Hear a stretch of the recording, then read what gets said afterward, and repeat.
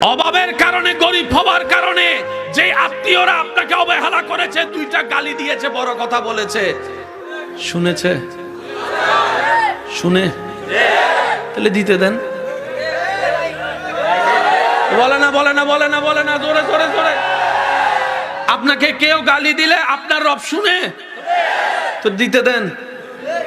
আপনার উপর অত্যাচার করলে আপনার রব দেখে, তাহলে করতে দেন। আর রব কখনো গালিদাতার পক্ষে থাকে না, অত্যাচারীর পক্ষে থাকে না, মজলুমের পক্ষ থাকে। আপনার যেটাকে বলেন আপনাকে আরো অত্যাচার করতে, দেখবেন সে জালিম হবে, আপনি মজলুম হবেন, আপনার রব আপনার পক্ষে দাঁড়িয়ে যাবে। যেই দিনে আপনার রব আপনার পক্ষে দাঁড়িয়ে যাবে, ইজ্জত আপনার জন্য, সম্মান আপনার জন্য, টাকা আপনার জন্য, শান্তি আপনার জন্য, জান্নাত আপনার জন্য হয়ে যাবে। দুই হাত তুলে তাকায় বলো ঠিক কিনা? আল্লাহু আকবার।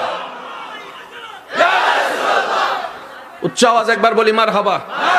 যে দুইজন যুবক আমাকে, 3-4 জন যুবক আমাকে ভালোবাসেন, আবদার করে একটা কথা বলতে চাই। অনুমতি আছে?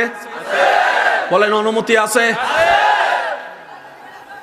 ধাক্কা খাইলে বলেন, ধাক্কা খাইলে পাক্কা হয়। ধাক্কা খাইলে পাক্কা হওয়ার প্রথম শর্ত হচ্ছে ধাক্কা খাওয়া। এবার বলেন ধাক্কা খাইলে, সবাই বলতে হবে ধাক্কা খাইলে। তাহলে পাক্কা হওয়ার প্রথম শর্ত ধাক্কা। তো ধাক্কা খাওয়ার জন্য ধাক্কা দেনেওয়ালাও তো লাগবে।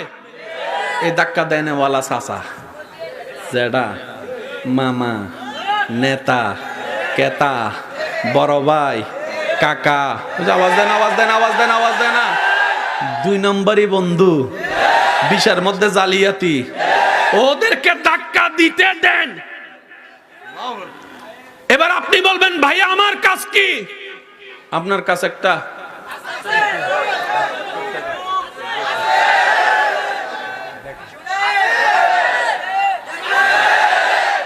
ওনার হুকুম আসা পর্যন্ত আপনার, যেই দিন ওনার কথা বলা শুরু করবে তারপরে কইেন চাচা আইও,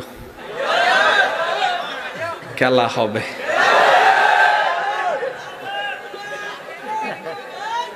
জয় কাকে বলে জানেন? খালি ফিল্ডে গোল দিয়া জয় করে লাভ কি? এটা কি জয়? যখন বিরোধী দল হবে আর্জেন্টিনা, ব্রাজিলের মতো খেলোয়াড়, তো একটা গোল দিলে মনে হবে যেন আপনি বিশ্বকাপ জয় লেগেছেন। কেউ বিশ্বকাপ পেয়ে খুশি হয়, কেউ ব্রাজিল আর্জেন্টিনার মতো দলকে হারাইয়া খুশি হয়। তারা যদি কয় বিশ্বকাপ তো তুই ফার্স্ট নাই, কয় ফাল লাগতো না, দুইটা বড় দলের একটা হইলো গোল দিছি বেড়া, এর চেয়ে বড় হওয়ার কি হইতে পারে? কথা বলেন ঠিক কিনা? ধাক্কা দিলে না আপনি